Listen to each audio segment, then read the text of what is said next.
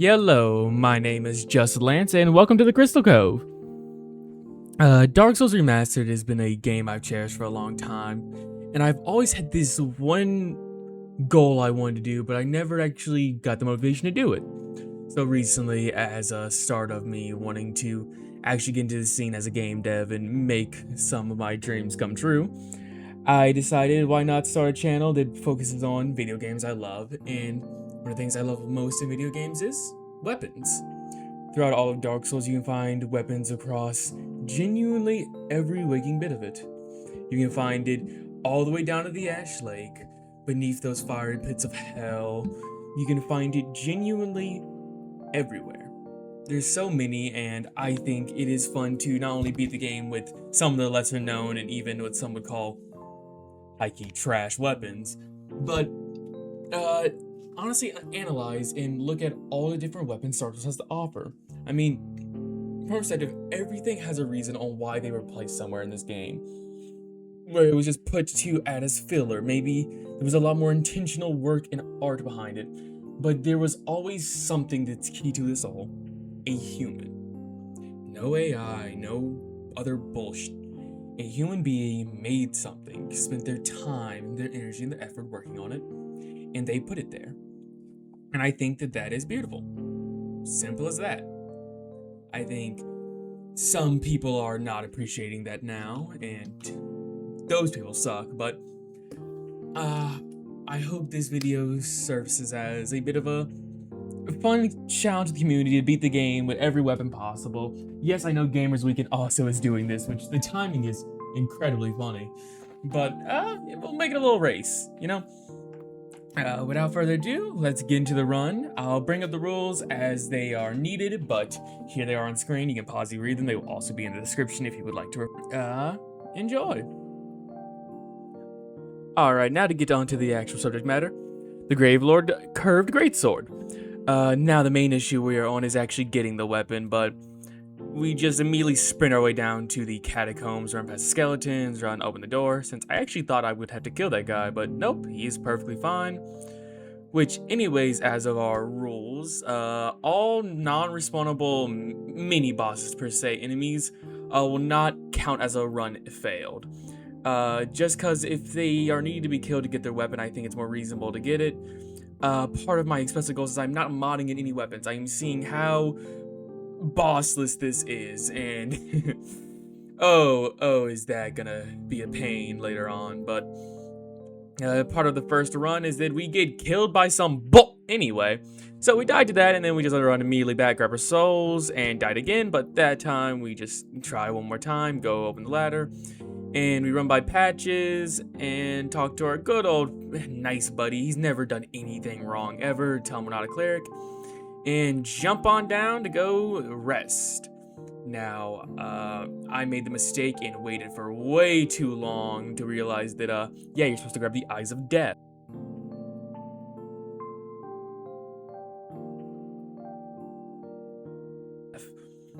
But besides that, get back into the coffin, wait, and we find ourselves at the Gravelord Covenant. Now, after we actually get the weapon by joining the Covenant, look at stat requirements and realize, this is going to be annoying. So, basically, I run through the Valley of Drakes after going through New Londo, and to rest up, I trick the Black Knife into falling off, and since I've spent all my souls on Strength, since we already met the Dex requirement, it was a non-issue to just backstab this Black Knight off, get the souls level up, and we can actually now use the weapon. After that, I still do some running around, and I go take out some easy-pick enemies. Thing to be noted about the Gravelord Greatsword is that it is often categorized as a early game killer. We test out its damage. Oh my god! So fun fact, I've actually not really used this weapon. I did a curved greatsword playthrough a long time ago, but I remember not wanting to go to the catacombs because that's back when I was actually still scared of the location. So, because of that, I didn't expect to be hitting like a fucking freight train today, but the most of this early part of the run is easy. Now, the main things with these weapons, as some would criticize, is that they don't have scaling. You know how most of your stats scale off certain levels, basically. For this weapon, it's just likes to stay at D, being the more and more you invest, where other weapons would start to get really good later on, this one doesn't. After clearing out most of the early parts, I thought I would head to Asylum. And while we speed through this, as Asylum Return is kinda easy and so is this part of the run, let's talk about the weapon itself. The Gravelord Curved Greatsword is a curved greatsword, which their moveset ranges from a pretty fast jump attack, a oddly sluggish roll attack, a 1-2 R1 combo, which has one overhead to the side slash, and a then faster to the left side slash. I think from a honestly artistic way, the animations are really well done with this weapon. You can tell and feel the weight behind it. It looks strong. The skeleton for a blade is what's also helping carry that aspect. It also comes with a nice additional 300 tox buildup, which not that many enemies are susceptible to, but it's still very handy when he does proc. The weapon itself, what I find the most interesting about it was where it was actually placed. It is, as I said earlier, you have to join the Gravelord Covenant, but unlike most covenants, you can get locked out of this one if you kill the Gravelord himself, Nito, before you actually get to the Covenant via entering a tombstone that most people wouldn't think of entering while collecting eyes, while also having to collect the Eyes of Death. It is quite a surprise. I think the weapon itself does struggle from how obscure it is, but I think what the team intended for this was to be a special reward for those who were risky enough to challenge the catacombs early. For those who want to explore the earlier parts of the world and go through everything with no real hope in sight, I think this weapon is a shining example of rewards exploration. Now, as some has talked about, and we'll get more into it later, the weapon does have a fall-off issue, but even then, I think as a bonus reward, and something that also has in-lore significance, because it's wielded by one of the 4 Lords of Cinder. Wait, Lords of Cinder? Dark Soul 3 build. One of the 4 Lord Souls. I think the weapon is actually special. But that does wrap up Asylum. It was very easy. Straight even went down pretty quickly. Cleared up all the Black Knives, died, lost 27 souls. 27k souls. We're gonna ignore that. And we still just stormed through this early game. I think one of the main things that scared me with this run was how quite simple it was. Especially after we speed ran and we're just rushing down enemies like Capra and the Gaping Dragon, as these areas aren't really threatening. The weapon, when obtained early on, will just shred the early game. There's not much to talk about. Like, I didn't kill Chandra, I didn't really explore that. I got power within really quickly, and I decided to just challenge Quailana. And this is how this fight went.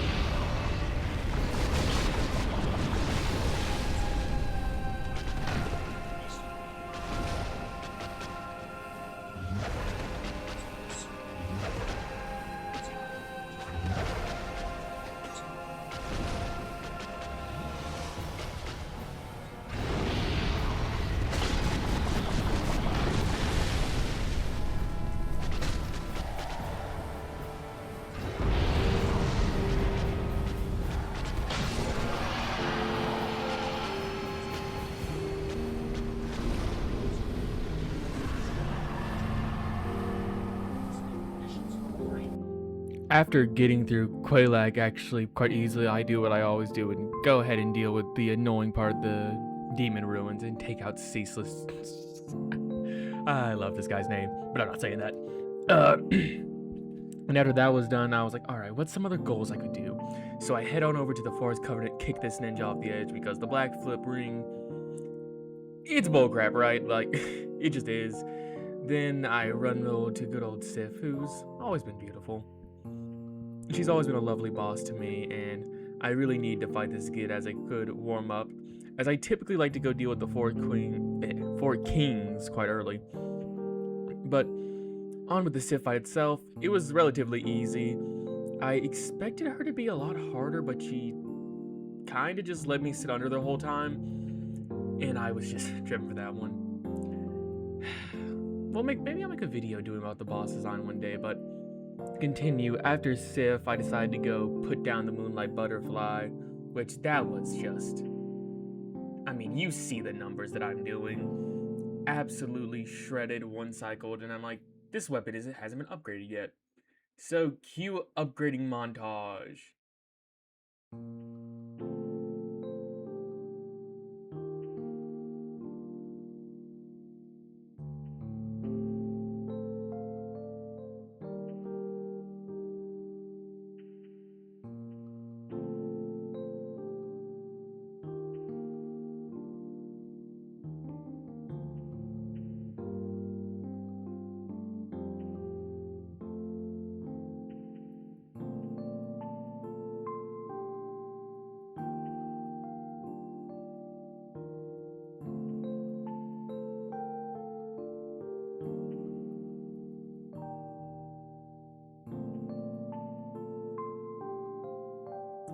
As we approach the mid-game, I'm starting to kind of make some of the rules as I was going for this run, and one of the rules I decided to add was a vigor cap. I don't plan to level up vigor for some weapons, especially ones like these, as... okay, they're not the hardest. I'll admit, I expected this run to start to get harder a lot earlier, and after seeing what happened with the Iron Golem and Anor Londo being a first try non-issue, I started to worry about that. So I banned some things that I thought may be a little deadly. I banned Havel's armors and Stone Golem's armor because they're 4 king stoppers and they surpass the DPS check. If you have any time to invest even a little in vigor, honestly 20 still might be too much vigor. They don't really hit that hard when you get close to them, and the armors are stomps. So to make this more about exploring and actually challenging myself with some of these weapons, I've added arbitrary caps to those stats. I feel like anything else is too strong. I was also messing around of not using the backflip ring because of how many iframes it gets you. But as we cleared through Anor Londo, and I started to really question where all the hate for this weapon came. I mean, you're seeing it. It shredded through Orenstein. Smo just getting absolutely eviscerated. I only died one time to something a little annoying. Oh, wow. What was that? Oh. Gwendolyn, where'd you go? Where? Huh? Oh, you're down there? Oh, where? Sorry, someone took the light out? Could not be me, huh? Dang, that's crazy. A bit of a fun intrusion here, but this is actually my first time ever scripting a video. And with that, I have this whole segment of like the painted world that I just did not say anything about. You can kind of see it earlier on in a bunch of this that I'm kind of trying some things out. I will assure next script will be a lot better. But yeah, I went to the painted world and beat Priscilla. I always cut off the tail even though there's not a real reason to. But yeah, here you go for some post commentary. If you have any requests for specific runs, I do have the next 2 planned out, but leave that in the comments and I'll get to those right away. As this run starts to get more and more apparent, I think this weapon is genuinely underrated. Yes, the Murakubo is stronger, right? But if you weren't like me and just messing around with your stats, you could just go straight endurance, straight vigor, and you hit still very hard, very quickly, and attack fast. Even on the run back with the 4 kings, which I just thought were hard a moment ago, I'm still hitting with at least power within for 638. Imagine if you had some actual armor on, and the fight was a second try. I think that the Gravelord sword is a weapon that people fear getting and thinking it's going to be. It's garbage. It's just not gonna scale right. That it's gonna just like fall off. There's no point in getting it. Or the curved greatsword movesets are worse. Or like they just don't feel like exploring with it. But like I'm just spinning around waiting for the next king to spawn. I'm beating the DPS check. Like, I feel this weapon is becoming more and more underrated as I use it. Like, I thought this was gonna be like Drake's sword. I thought this was gonna be a weapon that's just gonna be so abysmally garbage by the time I got here, but no. And like, yeah, everyone talks about power within, just making everything crazy, but like, even without the 50% I'm getting off this still hits like a truck. And there goes the 4 kings. That takes us to the last part of this run, the late game. I thought that this weapon was gonna be bad. Holy moly, I've been lying. Next video, I hopefully should be a little harder, but as I make my way to the demon ruins, already took out Ceaseless, already destroyed the demon fire stage. The centipede demon I thought would be harder, but as you can tell, they're not. So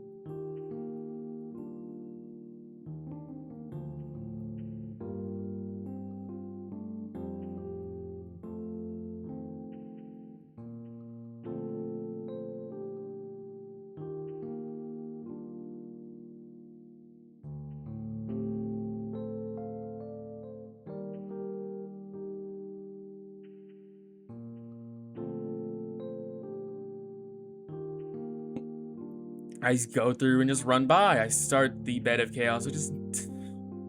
You already know how this goes. Swing to the right, slide to the left, flippity flippity flip, flip flip, flip flippity flip, flip, bap. And there he goes. She goes. I think it's time for DLC now. Everything was set up, all bosses have been cleared. Other rule is all these will be all boss runs. I should have mentioned that earlier in the video.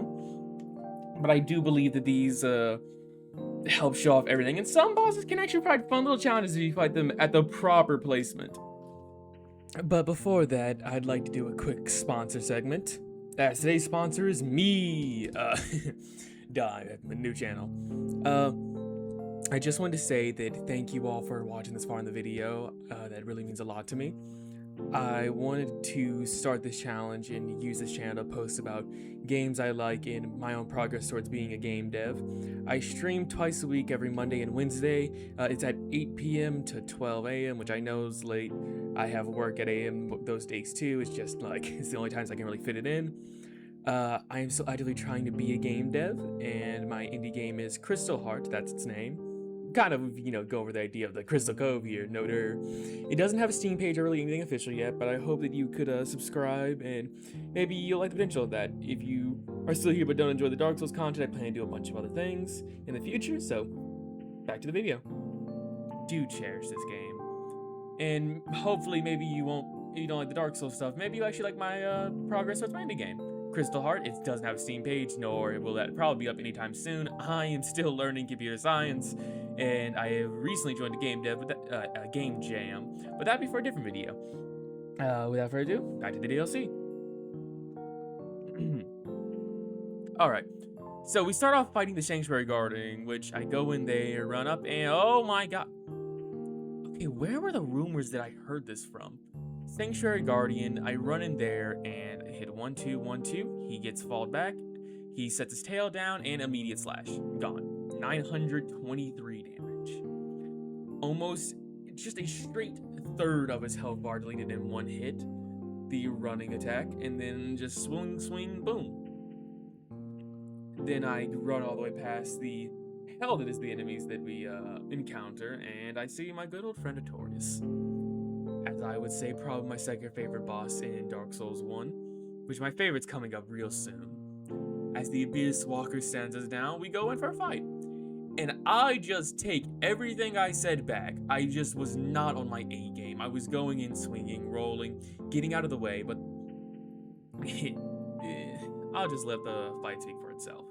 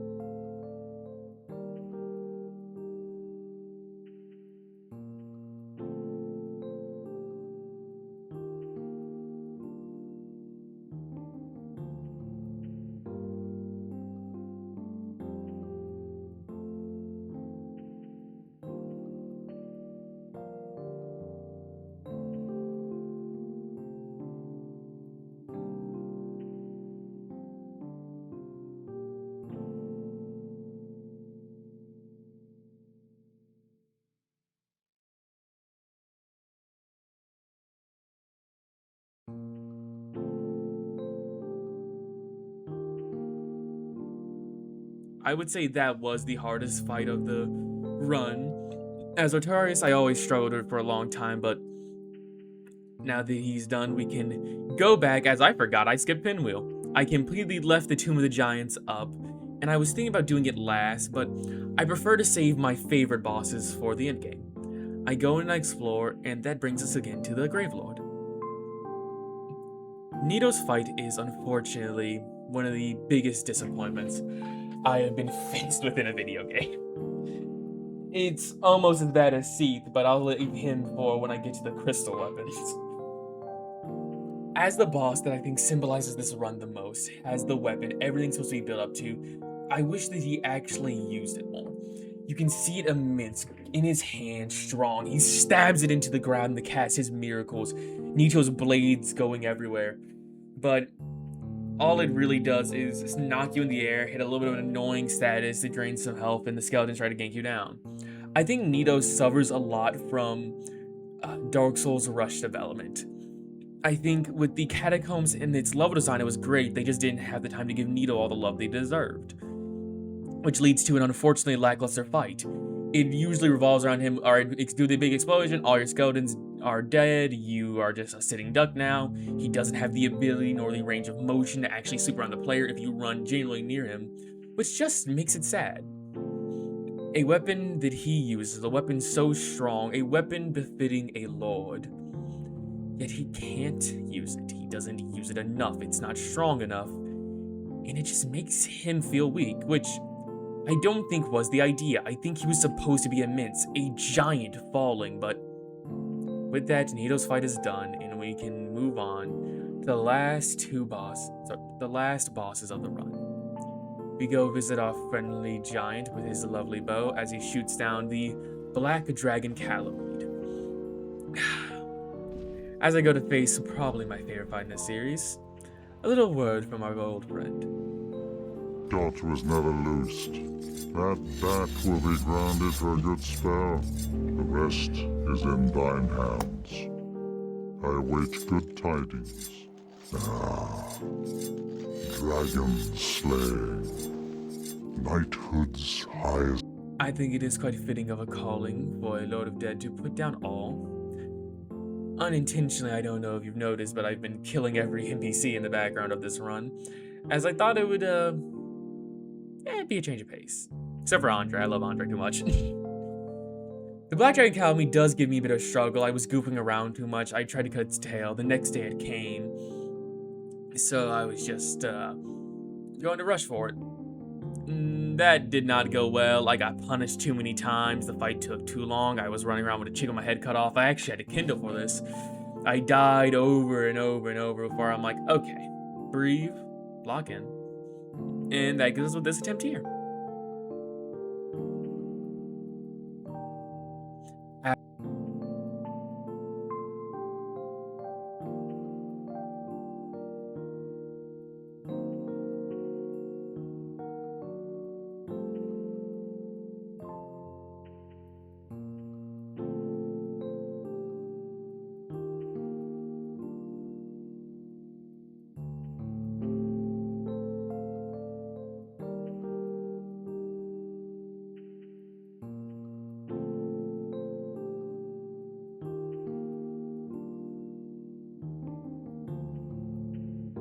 After that, it was time to head to Nito and, not Nito, sorry, to Manus.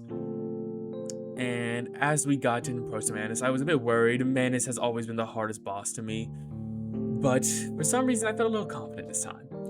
I had some warm-up practice as I was doing another run a bit ago, and I finally actually used the pendant, which I think helps speed up this fight so much. I learned the actual timings, I wasn't spamming it. I was rolling, dodging, not getting hit by the dark magic, taking it low and slow, and I won on my first attempt.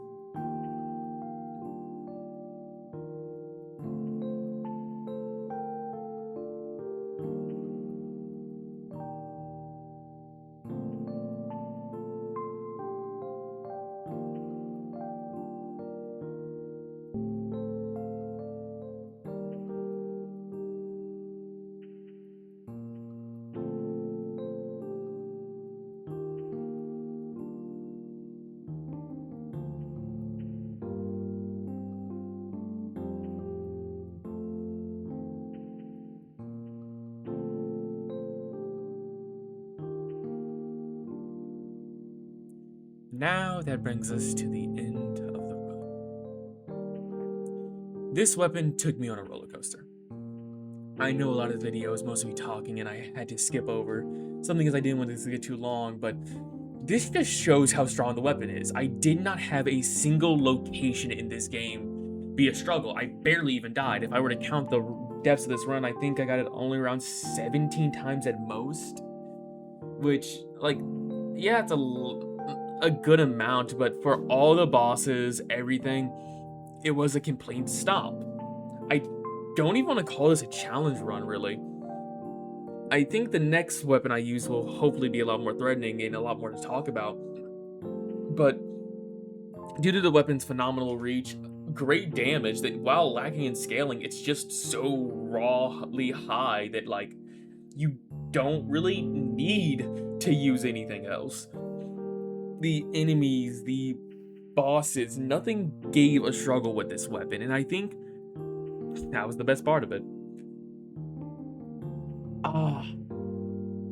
It's so weird to finally finish with this project and get started on it.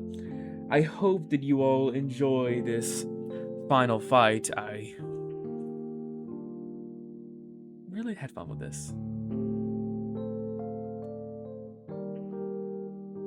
And as the Lord gets parry stunned and the run comes to an end, I walk out, and I hope you enjoy. I will hopefully provide something a bit more entertaining and a bit more stronger of a challenge, something to really push you to the deadlines. But as for a first warm-up, not getting into how hellish this game can sometimes be, I hope that you all had a lot of fun. I did, and tune out for now. I hope you joined me in my Crystal Cove once again, and stay safe.